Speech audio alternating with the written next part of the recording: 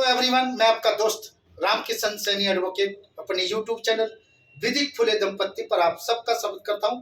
आज हम general knowledge सामान्य ज्ञान का एक बहुत ही इम्पोर्टेंट चैप्टर लेकर आए हैं, police, state police and paramilitary force के रैंक के बारे में कि क्या रैंक है।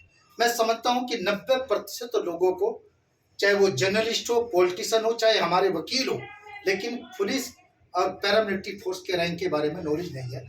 तो मैं सबसे पहले सिटी जिसको बोलते हैं उसको कांस्टेबल बोलते हैं, 2 नंबर पे एचसी हेड कांस्टेबल बोलते हैं, फिर तीसरे नंबर पे एएसआई असिस्टेंट सब इंस्पेक्टर बोलते हैं और 4 नंबर पे एसआई सब इंस्पेक्टर बोलते हैं। पैरामिलिट्री फोर्स के अंदर इसको प्लाटून कमांडर बोलते हैं। फिर आता है इसको इंस्पेक्टर कहते हैं।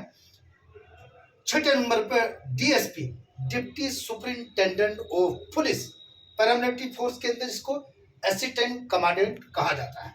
7वें नंबर पे ASP additional superintendent of police, paramilitary force के अंदर इसको डिप्टी कमांडेंट कहा जाता है। 8वें नंबर पे SP superintendent of police and paramilitary force के अंदर दोस्तों इसको द्वितीय कमानाधिकारी या ट्वाइसी कहते हैं। 9 नंबर पर एसएसपी यानी supreme senior superintendent of police, paramilitary force के अंदर एक बटालियन को कमांड करते हैं तो ये कमांडेंट कहा जाता है।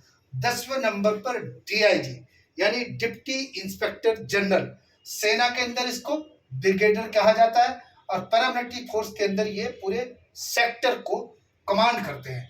11वें नंबर पर आईजी यानी कि इंस्पेक्टर जनरल, सेना के अंदर इसको मेजर जनरल कहा जाता है और पैरामिलिट्री फोर्स के अंदर बहुत बड़े एक तरफ फ्रंटर की इनकी कमांड होती है।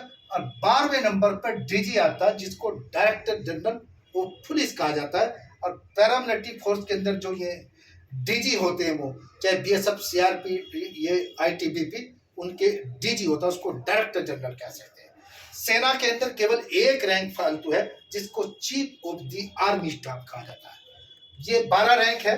मैं समझता हूँ कि हम जो बुद्धिजीवी पढ़े लिखे लोग हैं उनको रैंक के बारे में पता होना चाहिए।